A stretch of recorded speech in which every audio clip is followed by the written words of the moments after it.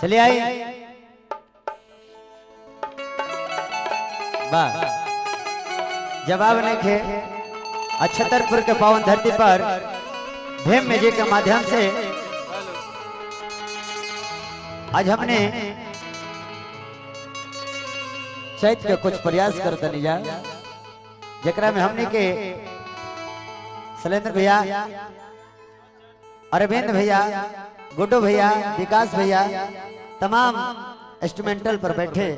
Guardian लोग के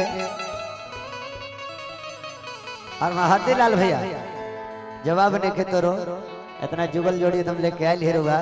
और संग में हमने के नैना जी सब परी जी चांदनी जी प्रयास करते जा।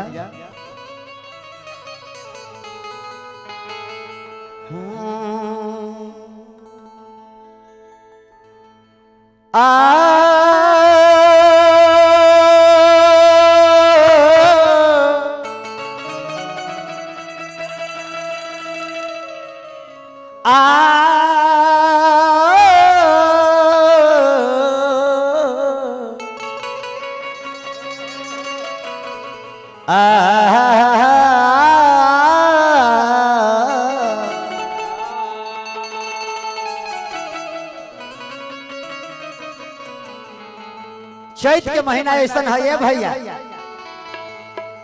सांझी के लगी कि कितना गर्मी लगता और जब भोर हो जाला तो कितना ठंडा लगेला। एक जाने के पिया प्रदेश में बड़े विरह के भाव में कहतिया का कि अरे चैत महीना में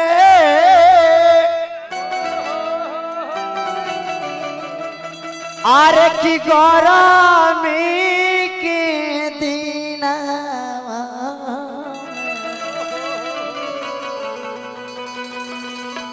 आरे की टप टप चुअता पसीना रे चैता। अरे किसया जदि रहीते तो अरे की बेनिया डोलते हो के करा से कोई दिल के बात रे चाहिए।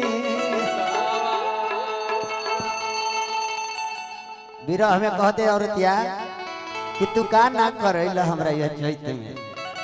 कहते का आरे किचु का मुका चैत में करवला ये बोलो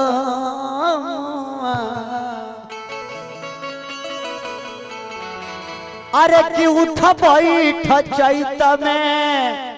अरे करवला ये बोला तो हंसुआ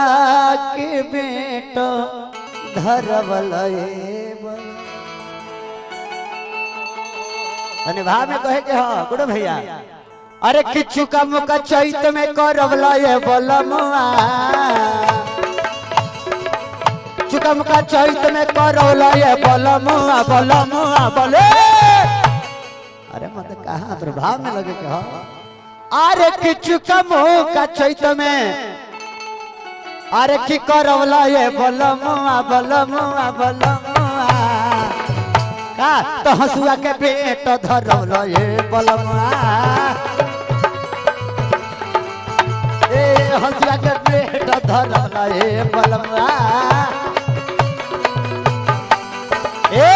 कमका बैठ के करवला ये बलमुआ बलमुआ बलमुआ मिजाज में रहो हाँ का तेरे हंसुआ का पेट धरवला ये बलमुआ ए हंसुआ का पेट धरवला ये बलमुआ ये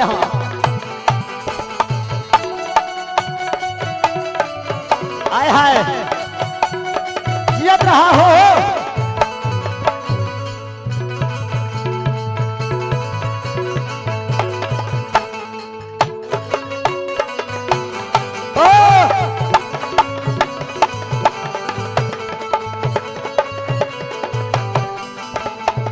का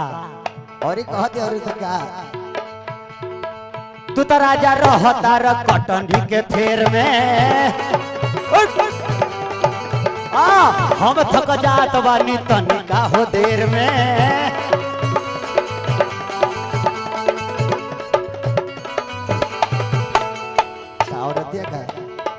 अरे की जांघा में पाड़ा तो बनवलाए बोलो जगह में पाड़ा बनवलाए बोलमुआ बोलमुआ बोलमुआ गा तो हसुआ कर पेट धरवलाए बोलमुआ हसुआ का पेट धरवलाए बोलमुआ अरे जियत रही भैया देखिए विकास भैया के नोट के बरसात कर दिलन हा कोटी कोटी रही पड़ा भैया विकास भैया हाय हाय ओहो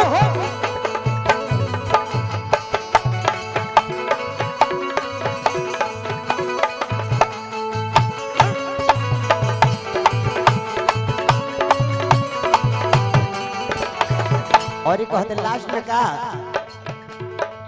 पिया हो गुडू तनी बुझतनी बात के एक दिन रहे दन शांत के हो रात में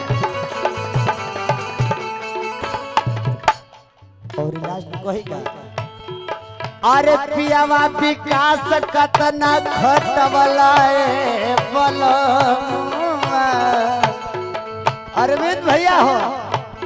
पियावा अरविंद तू खटौलए बोलमुआ खटौलए बोलमुआ का तो हसुआ का पेट धरलए बोलमुआ जय हो ए हसुआ का पेट धरलए वही भाभी हाँ हसुआ का पेट धरलए हसुआ का पेट धरलए पेट धरलए